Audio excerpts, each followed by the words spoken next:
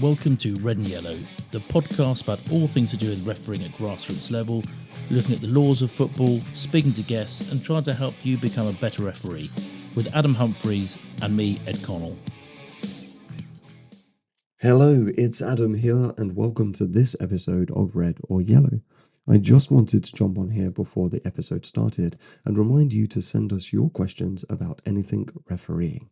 And that way we can hopefully help you improve your game, as well as help all of the listeners improve their games as well. The best place to send us your question is via our loyal listener WhatsApp community, which you can join by clicking the link in the show notes, or send us an email or find us on social media. It's at Red or Yellow Pod. Added to that, please subscribe to the podcast, and that way our meandering chats about refereeing will magically appear on your phone whenever we release a new episode. And lastly, all views expressed on this podcast are that of myself, Adam Humphreys, and not that of Football Queensland. Now that's all done, let's get on with the show. Well, hello, Edward. Good evening, Adam. How are you? Well, the morning for me, of course, because I'm on the other side of the world. But you know what? I'm not too good today. I'm feeling a little bit coldy. Had a show last night. Got a show tonight. So I think it's going to be pretty much a bed day watching James Bond. I'm doing this thing where I'm watching all the films in order and I'm listening to the books in order, like because they don't have the same order. So I'm listening to all of like Ian Fleming's words, and and I'm watching the films in order as well. So. Yeah. So I don't understand. You've got time to watch all the Bond films and listen to the books in order, and yet you couldn't get up on the 27th of April to record the podcast with me before I went away. Oh wow! Anything you want to tell us? I checked with you to see if you was okay to do it, and you never responded because I was out of this. Like I was just out of it that week. And you know, you're right. It's been a while since we recorded, and I think the audience and the listeners actually know the real reason, and that's because you abscond out of the country. I think you might be James Bond. You're out of the country that much on Her Majesty's Secret Service, are you? I have been away. Away again. You can't say I've been away. You have to put the word again on there. You can't say I was away. When you're away as much as you are, you have to use the word again every single time. And I was on my trek to Everest Base Camp. And I got back 2 weeks ago, but to be quite honest, I've been struggling since I got back, along with a lot of my fellow trekkers. We've all been sort of under the weather. Everybody's sort of been having to take medication, and we've all had to come back with bugs and fatigue and sort of just a bit mentally and physically broken, if I'm honest. So it's okay. It's okay for you to be mentally and physically broken, but it's not okay for me to be mentally and physically broken. Well, I was doing an expedition to base camp. Oh, an expedition was it now? Not a holiday drinking cocktails. There was no, you must be joking. Booze, there wasn't even hot water. Crikey. This was not a glamour trip, I can assure you. Good Lord. That was half the problem. To be fair, I saw the photos and there was definitely no glamour on show, Edward. There was absolutely no glamour. How was it? Honestly, how was it? It was amazing. I think it's a bit like when you run a marathon, for those listeners who run marathons. How many marathons have you run, Ed? I've done 4. It's amazing. That is amazing. And 2 of them under 4 hours, which is pretty impressive. Right. Don't rub it in. But you finish a marathon and you sort of say, I'm never, ever going to do that again. And for the last sort of couple of weeks, that's exactly what I've been saying about the idea of going trekking again. Because, I mean, honestly, it's just way harder than I think most of us expect it's going to be. And, but it was incredible. Amazing experience with sort of a diverse group of people. We even had, for our old listeners, in my group randomly, I had Fatima Whitbread, former Olympic javelin athlete, and who won silver, I think, at the LA Games and silver or bronze at Moscow Games. And the sort of younger listeners probably know her from, she's been on I'm a Celebrity twice, I think, and she's been on SAS, you know, the Celebrity SAS show and stuff like that. So that was interesting, but yeah, it was incredible. It was really incredible. And I'm just sort of trying to get back to normal again and try and, you know, recover. But wasn't a referee on the expedition with you? No. I didn't have a referee on the expedition with me. No. Oh, okay. You sent me a message about a referee. No, that's because UK people will no doubt have been watching a program called Race Across the World, which is a That's right. BBC program, which is extremely popular and really, really good. And to my surprise, I don't. And there's a spoiler here, so anybody who hasn't seen the final episode, Race Against the World, Across the World, who don't know who wins, you can just stop listening for 2 seconds. But the winner was a chap called Alfie and his friend Owen. And I discovered he suddenly came up on TikTok this week, and he owns a company called RefPro, which I haven't really had a chance to sort of look into and see what they do. But he's a level 4 referee. Excellent. Which kind of took me by surprise, and so I was suggesting that we should try and see if he would like to be a guest. How amazing would it be if he comes on and talks to us and he's like, "Yeah, no, so I listened to your podcast as I was going around the world." It's like, yeah, mate. So well, if he you're wouldn't be listening listening to the podcast because he's not allowed to have a phone or anything at all. So, well, maybe he was just running reruns in his head. That's what I do. I'm sure he's a loyal listener, Adam. He'll be very keen to come on. Well, if he is listening, hello and welcome. In other news, I suppose we should really congratulate the lots of our listeners who've been posting in our WhatsApp groups about their various promotions, because obviously a lot of people found out in the last few weeks that they'd got their promotions for next season, which is really, really great. Congratulations to everybody that's been rewarded with their hard work this season with getting the promotion to whatever level they want to be next year. Yeah. That's truly awesome. Okay. It's a nice feeling when you start showing up the levels, and it takes a lot of hard work and dedication. It's a lot harder than I think we give it credit for, because I can remember on the park those kinds of assessments that come along. I remember my I think it was 5 to 4. I had to be assessed once with assistants, and it was and that was for like my 5 to 4 promotion, and I'd never worked with assistant referees ever, and this was like the last assessment I needed. First time I'd worked with assistant referees, and like my whole promotion into level 4 depended on this one assessment. So not only do you have to get the game right, you also have to like just learn that new skill immediately, and it's difficult. Like, it's a massive pressure situation. You feel under pressure. Your whole season's gone into it, and so luckily I passed it. And to be fair, I don't know how really, because I didn't really work with the assistants very well at all, because I didn't know anything about working with them. But compared to what I know now, but yeah, it was a really interesting experience, and so a lot of hard work goes into it, and a lot. Like, it is a pressure situation, and so congratulations on passing that if you did. And if you're thinking about doing it next year, then get in touch, and we'd happily help chat to you about that and help you get through it. Or I think it's a good experience for everyone to go through. It's good to be observed. It's good to get that objective feedback, and it's really important that you just have those different sets of eyes on your game. Just even if you don't want to go very far, but just to get those different sets of eyes, get that different pieces of feedback, and then you can start to construct, like, you'll see the themes of things that they all pick out that you need to keep working on, and it's a very important process. Yeah, I mean, I don't sort of do enough Sunday League refereeing to be able to do it, but it's a shame really, because I wouldn't want to. I'm interested in progressing up the ladder, but I would quite like to get the sort of feedback you get from being assessed. But I'm going to be running the line for producer Terry next Sunday in a cup final, so I shall see how he's changed. And last time I saw him, he was a level 7, now newly promoted level 6. So just for the transformation. And just for listeners, running the line is what Ed calls it. Standing there holding a flag is what we all see. Wow. Crikey. I've been away for a month, and I'm still getting abused. There we go. So the main thing that I think the main thing that's been happening in the news since we last recorded, and it's impossible to have missed it really if you're sort of referee or football fan, is let's just talk about VAR. I mean, I don't know quite where to start. Well, I suppose the place to start is by saying that on June the 6th, the Premier League are going to be voting on whether they retain VAR for next year. It's a motion which is being tabled by Wolves, who were the team that were most disadvantaged by VAR decisions last year, according to the stats that I've seen. So they've tabled a motion that VAR should be abandoned.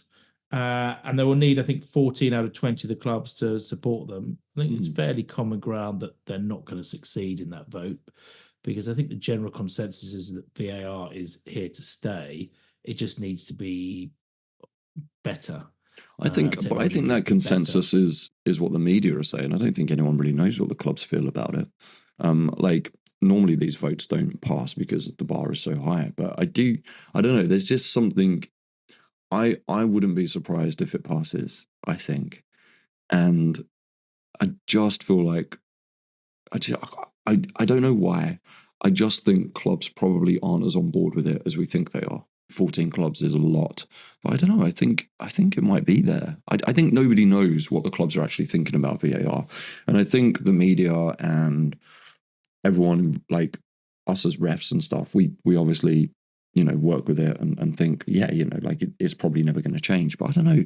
I've just got a sneaky feeling it might pass. I don't know why. I don't think. I think the powers that be in football probably aren't on board with it, as as I think we might be led to believe. I don't know. There's just a suspicion. I wouldn't be surprised if Wolves get this passed. I also wouldn't be surprised if it didn't really. There's not much to report there, is there? That's a great bit of analysis, isn't it? It is really. I think that what's going to probably swing it. I don't think it's going to be that close. I think that it will obviously remain. I don't think there's enough teams that want to get rid of it.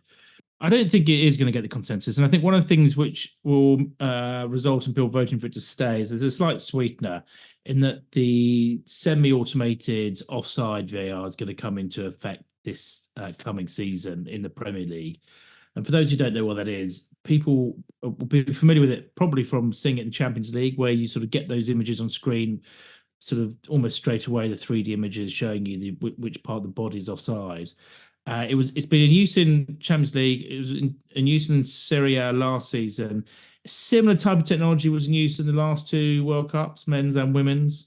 And the main difference between that was used in the World Cup and this one is that in the World Cup they had a chip in the ball, whereas now it's all being done by AI and software.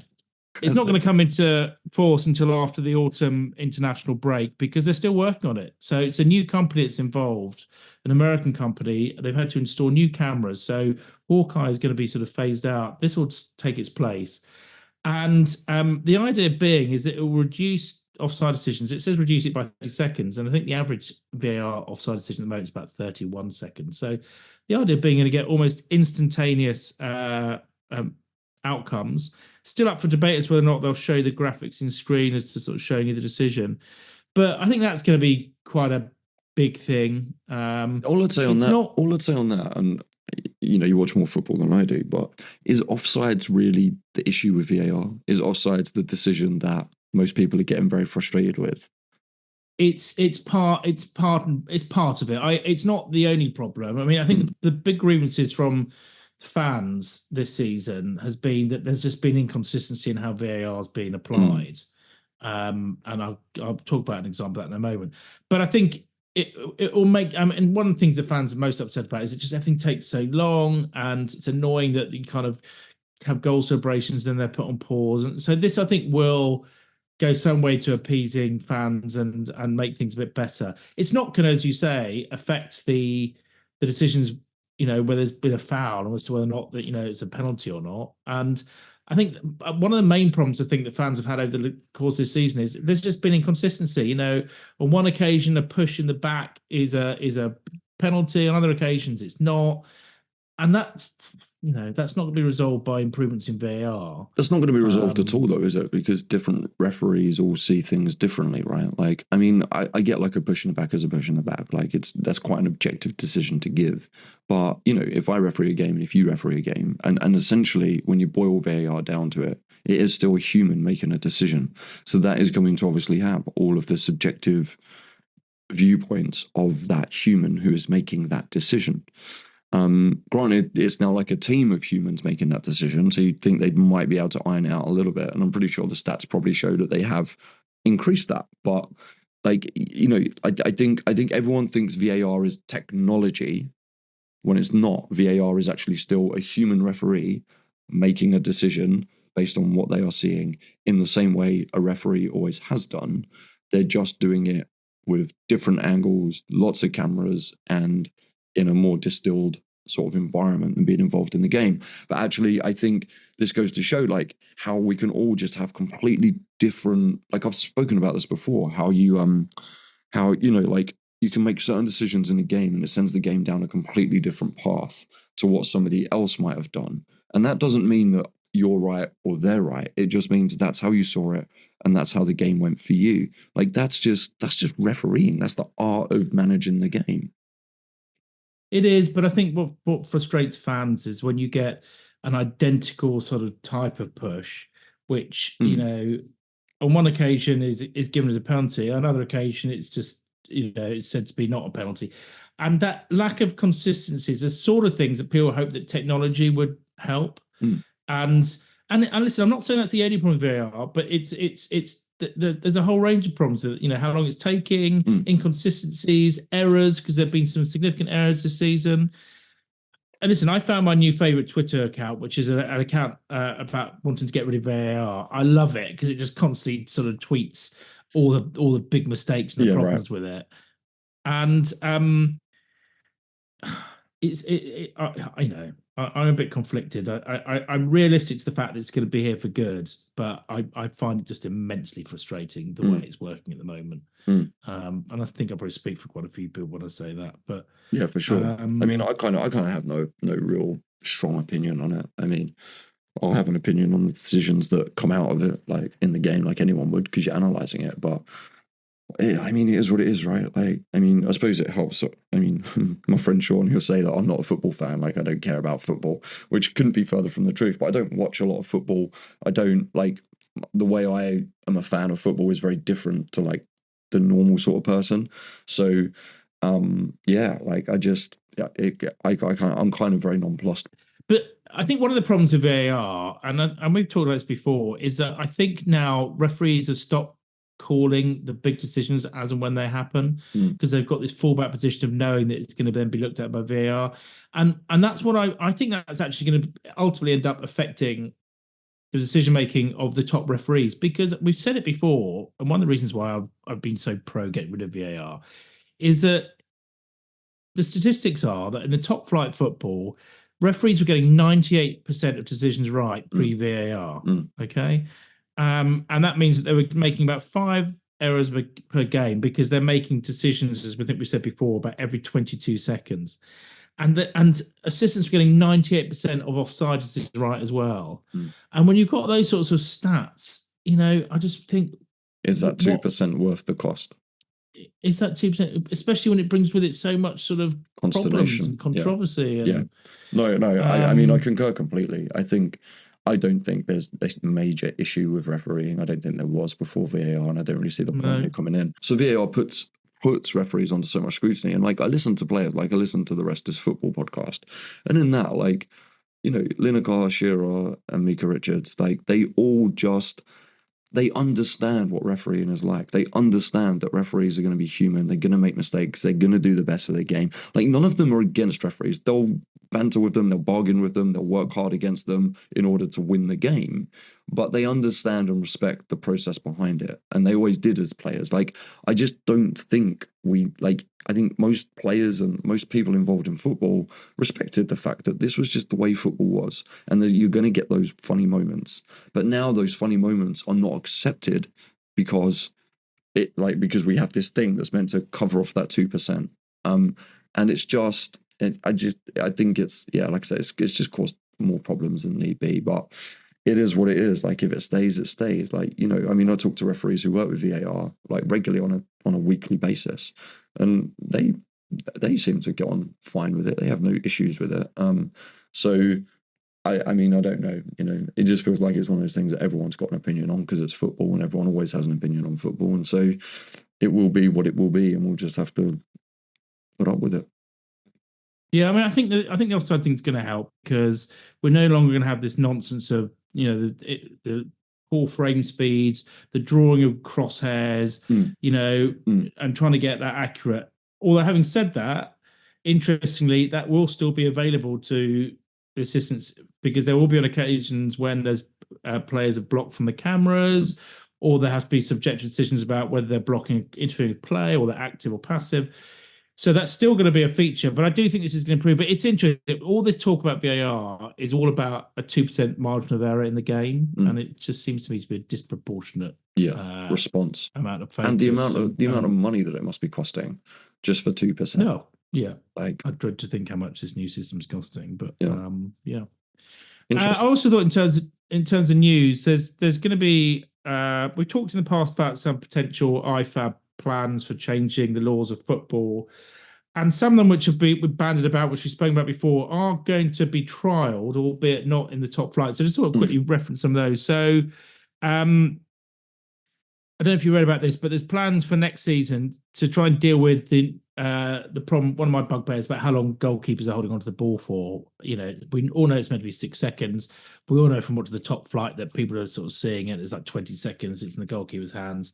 So it's been identified as a bit of an issue. So the plan is they're going to trial penalising that by awarding corners instead of at the moment, large going unpunished or an indirect free kick. Mm-hmm. So the plan is, and they say that indirect free kicks, when they're in the position where they're so close to goal, for example, are sort of not really a big disadvantage. So I think what they're going to do is they're probably going to trial it, and they're probably going to give goalkeepers up to 8 seconds as opposed to 6. And then the penalty will be either a corner or a throw-in level with the penalty spot. So, which is quite interesting.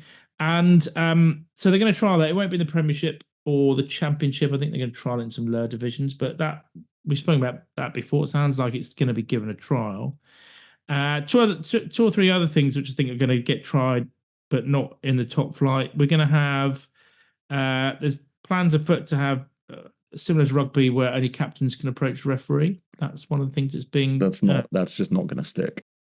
Yeah, that they might allow teams to have a cooling off period in their own penalty area following a confrontation on the pitch. I mean, it sounds to me to be a little bit unnecessary, but that's one thing to think about.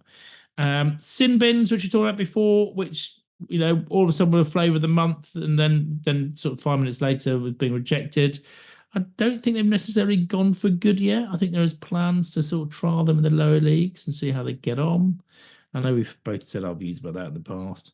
And I think the plans are to bring in the concussion substitute rule so that concussion subs won't count towards your allocation. But those are just some things which are likely to may feature, I suppose, at some lower levels that some of our listeners are listening to this year.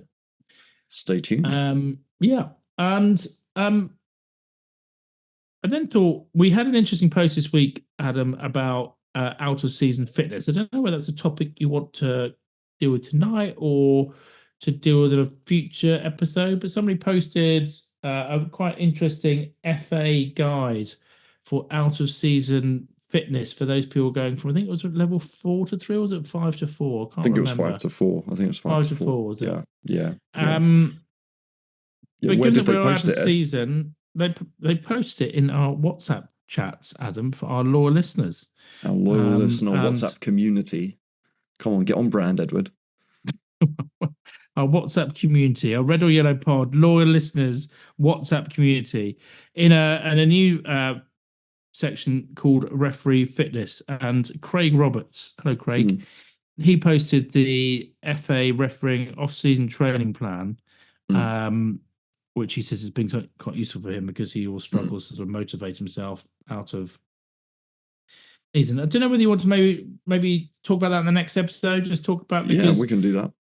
It's not just applicable to people going from 5 to 4. It's really applicable to everybody. I know that the summer is only just really starting, and people are probably thinking, why are we already talking about next season? But it is, what is it, about 8 weeks away before people will start refereeing again, so it's not that far off. No, you don't get much time off, do you? No. So thank you, Craig, for posting that, but I think we will chat about it in a future episode.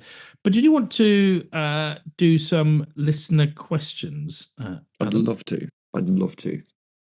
Good. I thought we could start, Adam, with a really nice email we got from Claire Hay. I hope I'm pronouncing your name correctly. Her email reads as follows: Hi, Adam and Ed. I'm a UK referee who came to this once my daughter had given up refereeing at the grand age of 15 due to all the stress of it. I then decided to train at the age of 50, and so I'm now finishing my 3rd season, hoping to complete my promotion to level 6. I wanted to access the training available through promotion so that I can be reasonably confident that I'm not the problem. It is the players. The main thing I've learned is that we all make mistakes in every game and that it is acceptable. Anyway, I'm loving a podcast. I haven't listened to all the episodes yet, but have you covered the question of safe refereeing?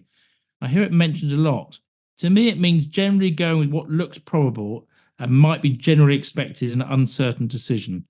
Can you give any examples of it, please? My main one is to go with a defensive throw-in if I'm unclear. She concludes by saying, thank you, keep up the great work. And Ed, I thought a funny thing of your fun facts could be to look at how lax the laws of the game were in the past and what people used to be able to get away with. All the best, Claire. Well, that's not even in the past, is it? That's just when Ed is refereeing. You're just hysterically funny. I know, I'm on a roll today. Well, what a lovely email from Claire. So nice to hear that our podcast is serving the purpose that we set it up for. Delighted she's got back into refereeing at the very sprightly age of 50. It's a great age to be refereeing at. Do you know a lot about that, Ed? Well, I do, Adam, because I'm a man in my 50s, in the prime of my life, still refereeing. Excellent. So I know what it's like. But Claire makes a really good point. I don't think you ever get really taught this issue. We've talked about an awful lot over this podcast. And I kind of summarize this really as sort of refereeing and giving the decisions that the game expects, which I kind of think is pretty much the same sentiment as what Claire's talking about. I mean, she puts it very eloquently. She says, to me, it means generally going along with what looks probable and might be generally expected in an uncertain decision. Well, that's precisely what we've talked about before.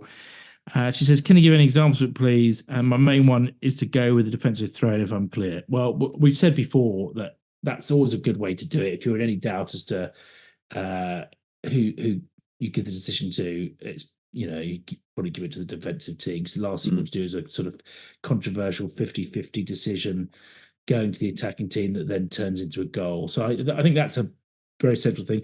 I mean, can you think of sort of any? She's asked if she can think of any examples of it. Can you any come to mind for you? Yeah, so safe refereeing is boiled down to it's the nth degree is something like, oh, if you're unsure, just go defensive. Like, that's simple. It's something I've never done. Like, I never think that in that moment. I'm like, it doesn't enter my head for some reason in those situations. But really, safe refereeing, from my side of things, comes down to am I putting hot water on a situation, or am I putting cold water on a situation? Like, how do I give a decision that's not going to inflame the game? And how do I make sure that all times I'm trying to release the pressure valve of the game? I'm trying to do things to make sure that temperatures and tempers aren't getting hotter and hotter and hotter. So everything I'm doing to be safe as a referee is to make sure that the game stays as calm as possible.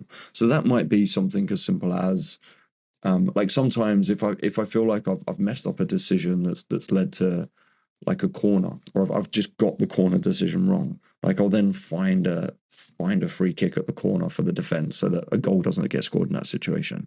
Because then I've got two issues. I've got the fact that the team who conceded the goal thinks they shouldn't have conceded the corner to begin with, and now they're a goal down. So that's going to boil up the temperature of the game. Or just, cards. Sometimes cards are a great way to calm a game down. I had a game the other week, and after half time, first 10, 15 minutes of the second half, I think I ended up giving 6 yellow cards. But it meant that the next 30 minutes of the game went absolutely fine with no issues at all. That was safe refereeing. I wasn't trying to let things go too much. I was getting on top of it when I needed to. There's no real kind of, what's the word, Bible for it. There's no protocol for it. And I think if you do just go into it going, how do I stop these players from losing their minds? How do I stop that red mist from coming down? It could be as simple as having a light-hearted chat with a player after a foul. It could be getting a trainer on as fast as you can if somebody looks like they've hurt themselves. All of these things equal a safe referee. And it's just about, it could be as simple as calling an indirect free kick if there's a high foot for dangerous play, or rather than, and sometimes it's not playing an advantage. Like that, but sometimes it is playing an advantage. Like it's really hard to tell because every game is different.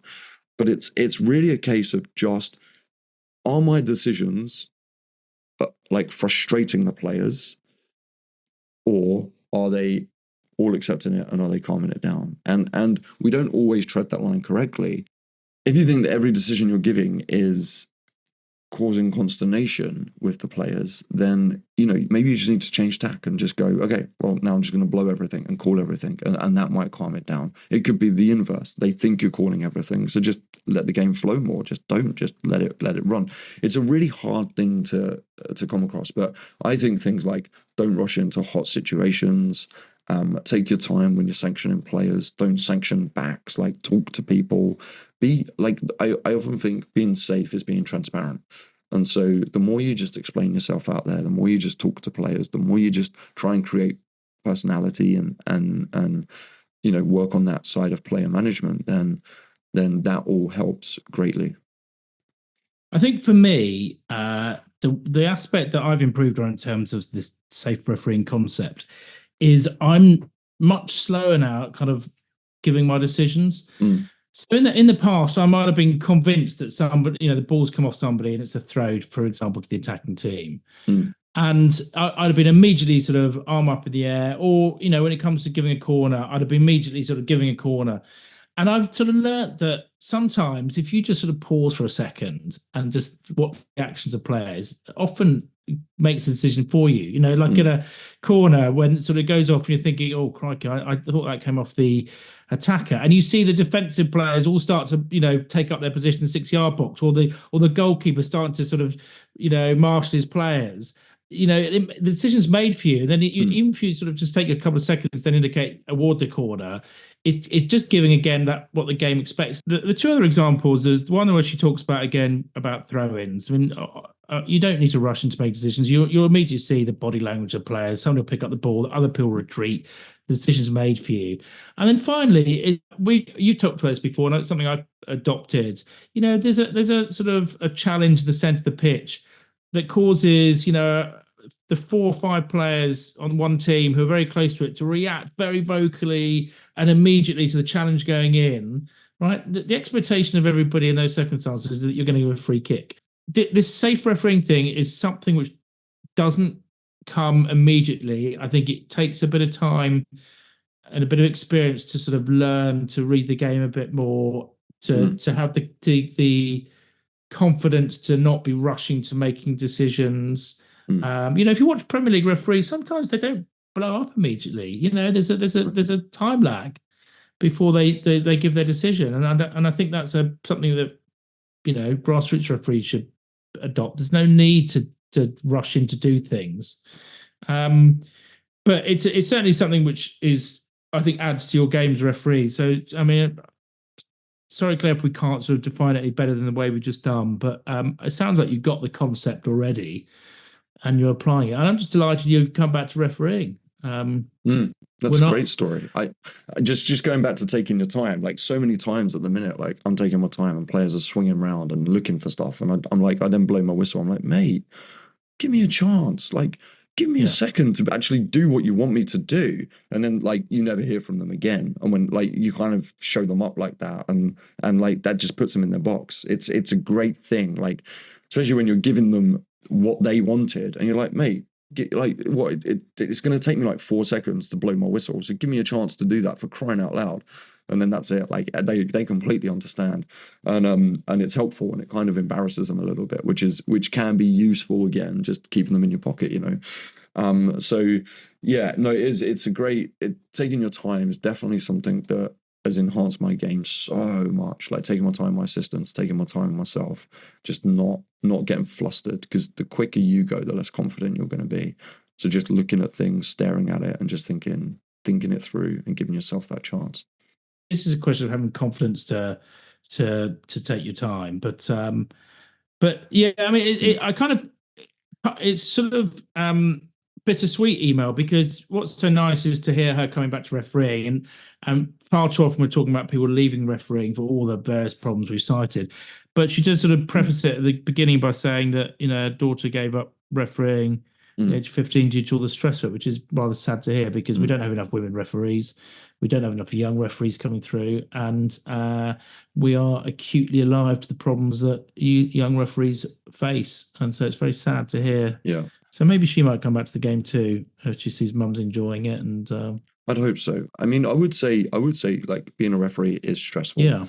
And it is a difficult job. And I also think it's okay for someone to turn around and say, you know what, that's my skills. It's just not in my skill set.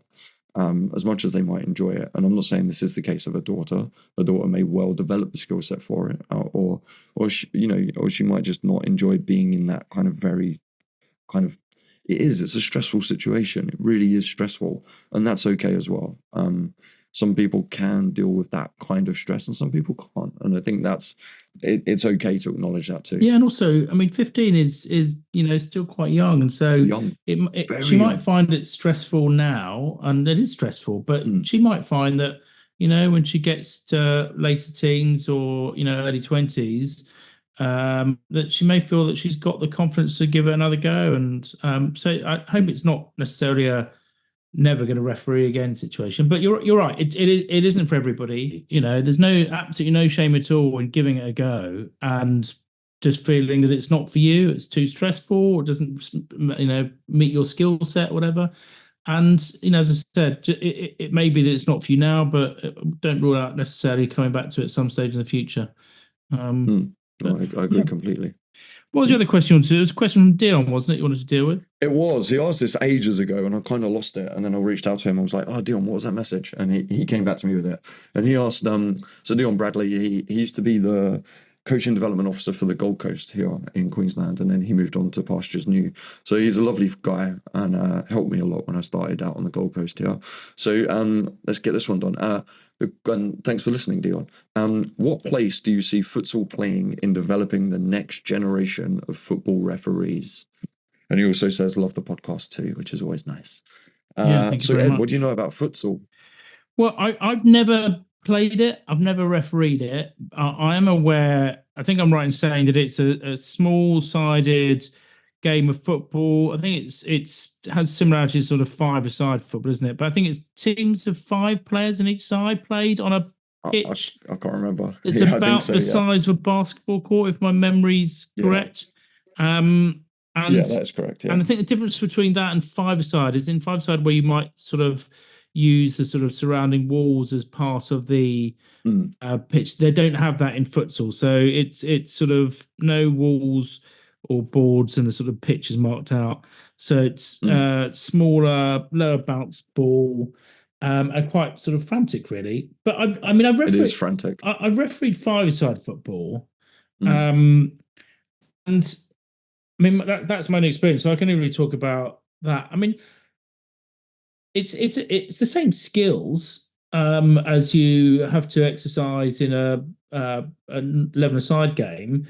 I don't think there's huge differences between refereeing 5-a-side and refereeing 11-a-side. But I mean, do you've got some knowledge of your futsal? Do you think there's a difference when it comes to refereing? Well, yeah, there's definitely a difference. I mean, I refereed. I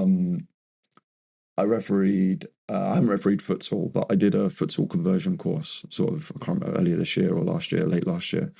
And it was interesting. It kind of messed with my mind a little bit. It was a bit odd. I didn't enjoy the concept of futsal as a game in particular. And I think the thing I didn't like about it is, to me, it felt like, because of how frantic it is, and it's fast, it's quick, you have to make very fast and quick decisions. And I think you have to be very, I mean, I may well be wrong. It may just be my inexperience in futsal. Like, in the same way in 11-a-side football, where you feel like you have to make fast and quick decisions. And then when you just get out there and you just start doing it, you can start breathing through it a little bit more. But it's very quick. The law changes on it are messed with my brain a little bit as well. But I think it's probably a good exercise in because you're in a tighter confines with player management, and also distilling something down very fast to a player. I imagine it'd be very useful with. So because of how quick the game is and they expect the games to be constantly moving, it needs to be fast. It's a quick decision, bang. But then obviously if there's a situation, you've probably still got to manage that. You've probably got to do safe refereeing and think that through. So I imagine it's very good at creating skill in getting to the heart of an issue quickly as the referee and explaining that to the players around you to move the game forward, and to keep everyone calmer. I think it's I imagine it probably has a very good place. In answer to Dion's question, I imagine we will create a good generation of referees out of it. It'll probably be a different style of refereeing, but that doesn't necessarily mean it's going to be a bad thing. And I think it will help develop a certain skill set that may be lacking in 11-a-side football at the moment, but will develop into just that different sort of style of referee, and that's always good. Having variation in the way we all manage the game is important because we all do manage things differently, and I think that will only help people if say you're a very good futsal referee and you have the skills for that and you take that into 11-a-side, then it is gonna aid you in some ways. It might hold you back in other ways, but the ways in which it's going to aid you might make you start to feel more confident and help you find that access point into larger football, or more open football. Yeah, I mean, I'm not well versed in futsal. I'm not going to lie. I don't think it's a great sport personally, but I'm sure there is a massive place for it, and it's a massively growing sport.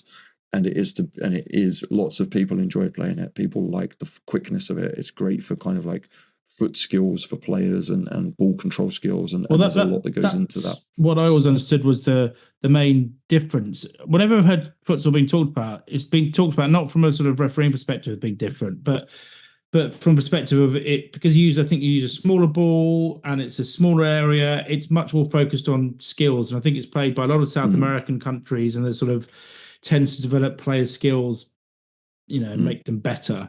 I think one of the rule differences, I don't know if you remember this, but is there a sort of system of like accumulated fouls or something like that you have? Yeah, I think you get 4 fouls and then you get something like that, isn't it? 4 or 5, and it's almost like a distance. Yeah, but it's not really a free kick; it's a penalty.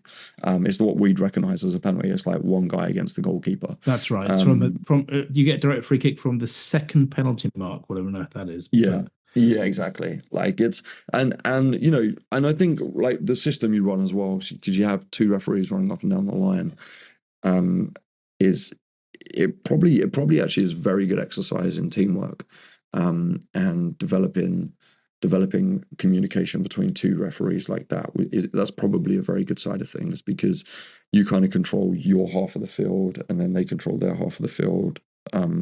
And so, but you have to come together with certain things. Yeah. So, like I think anything that gets referees working out there with more referees is always good, and developing communication amongst a team is always good.